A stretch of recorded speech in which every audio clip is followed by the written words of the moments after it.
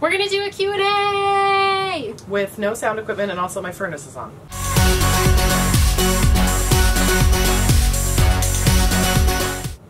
Alright, so we got questions on Instagram and on Patreon, and I think I got like one on Twitter. Ooh. Also, I'm dressed as Trixie because we filmed a Trixie video. I'm not just, this is not what I chose. I'm wearing Jamie's homemade faux Keith Haring nightgown because I said, this looks comfy. Well, let's do the Patreon ones first. Okay. Thank you, Patreon. Well, the first basic one is, how did we meet? The short answer is outside Lady Gaga's apartment. Which is a true story. The long-ish, I'm going to keep it cute. And okay, sure you are. I did a master's thesis, or I did a master's in women's and gender studies, and I wrote my thesis on Lady Gaga, and I had this, like, delusional notion that I could give her a copy. And my friend and I went to New York and found out... I'm not the friend. Not a different friend and I went to New York. I'd never met Jamie yet. We'd, like, kind of interacted on the internet, but not really.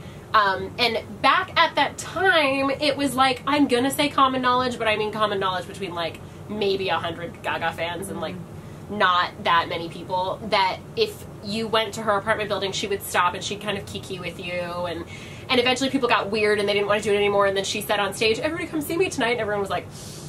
Anyways, so people used to go outside her apartment and she'd hang out and take pictures, and so I went and I gave her my master's thesis, but when I walked up and she turned to me and she said hi, some kid walked up and just, like, elbowed me in the gut and pushed me out of the way, and, like, stole her attention, and I got, like, pushed, and I just, like, froze and was devastated. And Jamie, who was a much more veteran Gaga stalker than me at the time, wow. Jamie saw it and just, like, give me that, and snatched my thesis and, like, ran it to her security while I ran around the other side so that I could speak to Gaga without getting assaulted. So... Is that a cat or someone yelling? And that's how we met. Yeah. And then we did a lot of the same events and The next, like the next question is, how did you decide to form drag Coven? So just roll on into that. Oh, Lord. Lady Gaga broke. Lady Gaga broke her hip, and we went, oh bored. shit. We'd been traveling together for, like, maybe a year on and off at that point. And our hobby was gone. We didn't have anything else to do, so Jamie went... We had nothing else to do. Nothing. And by that to follow someone, we die. By that point, I had started watching Drag Race, because I didn't originally. Yes. And then I got 6 weeks of bronchitis, so I sat down and marathoned the whole thing up until, I think, season 6 was, like, in the process of airing at the time.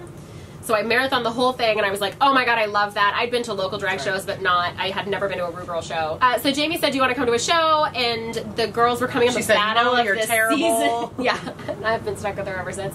The girls were coming on the Battle of the Seasons, too. No, it wasn't Battle of the Seasons. We went to Andiamo. No, that was later. No. Oh my god, I completely forgot about that.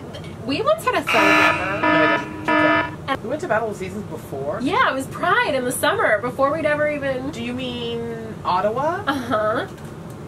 Mm-hmm. And we looked so... I was Bianca Del Rio. You could not tell me nothing. I was Alaska in her cotton candy look, but by the end of the night it was just panties and a bustier. There was no cotton candy left because our drunk friend kept trying to eat it. And ripping it off of me. Anyways, so we went in what we thought was just cosplay, but it was our first time in drag, and the girls were really nice. Alaska was there, Michelle was there, Jiggly was there, Bianca was there, Manila, a whole bunch of people. Darian was there, and they were so nice that we were like, oh, isn't it so sad that they don't bring the girls here very often to Canada? So we were like, all right, well, if they're not going to bring them to us, we'll go to them. So we decided to go to a very old show at the Andiamo, which was an Italian restaurant in Warren, Michigan. And it was a Halloween show, and we saw Alaska at a door, and Jinx and Bianca. They thought it was really neat that we were all dressed up, that we cosplayed them. We brought gifts. We, like, handmade them things. We were the only people there taking pictures on, like, real cameras, which we kind of just did because... sad camera at that point. It was. Both of the cameras. Which we kind of just did at that point just for fun, because we both have, like, memory issues from, like, anxiety, and mine's chronic migraines. Woo! Woo! So we kind of just did it for, like, personal nostalgia and not for any real reason. Anyways, so we went up and we were talking to the queens, and Alaska turned to me and was like, well, what do you do with all these pictures? And we were like, I don't know. What do you mean? We put them on our Facebook. And she was like, but they look really good. Your camera's nice. Like, they're probably better than... I mean, people had, like, sidekicks. It wasn't that long ago. But So she was like, well, I think you should share them and put them somewhere and whatever. And then we started talking more, and she was like, oh, well, I really like your drag. And I was like, oh, no, I'm just a girl in a costume, because I'd never heard of, like, women doing drag before, unless they were drag kings. And she, like, very sternly sat me down and was like, what you're doing is valid drag. I will never hear you say that again. I have a feeling that I'm going to be seeing a lot of you. Next time I see you, I think that you should be performing. Women have done drag for da-da-da-da-da. And she gave me, like, a brief history lesson, and I was just like, okay, I'm sorry, okay. And then we went and talked to Bianca, and she was like, oh, my favorite drag hags are here, and hags are witches, and witches travel in a coven. So I was like, LOL, yeah, we're a drag coven, and they all thought that was hilarious. So the next day, in the car, as a joke, I made an Instagram called Drag Coven, and we put the pictures up, and Alaska was our first follower, and she reposted, and she tagged us, and it all kind of just snowballed from there and never stopped. She's on a roll. Okay, great. That's that one. Yeah. And the next one is, how do you decide which events to attend? Well, you know what? At the beginning, we kind of went more for, like, if it was, like, a lot of things, like Battle of the Seasons, like if there was a lot of girls in one thing, or if, like, it was a big event or something. But now we kind of just, it's more of, like, a... Is it close to us? Is it cheap? Does it have someone I like? Can I afford to go? Or if it's far away... But we really like the person. But we really like the person, yeah. Then or if it's something that, like... I'd love to go to everything, but it's just not going to happen, so... Unless you want to fly us out. We only get paid for this sometimes. So... Somebody fly me out. I will go anywhere if I'm flown out. Yeah, we only get paid for what we do sometimes. And we're poor people, so... You can't tell by the setup and the backdrop, but...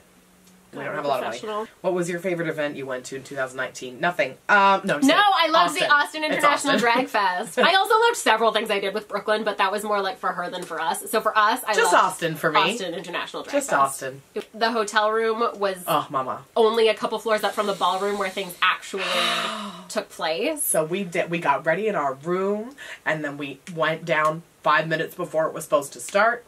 And then we sat on the carpeted floor, and there was one spotlight, and we just sat there the whole day. We ordered food. There was little snacks in the lobby, and then we would go. There was a shuttle that took you from the hotel down to the downtown, so you could go to the bars at night. And then you came back, and we went to bed, and we woke up at like 11 or like later. We went to Sushi Train. It was the best sushi I've ever had in my entire life, except for Sugarfish in LA. Oh, Sugarfish in LA can get it, Mama. It was excellent. The cast was amazing. Everybody who organized it was so good to us. We got to meet people from all over. I'm talking about Hugo, girl. We got to meet people from all over the world who we never would have met otherwise.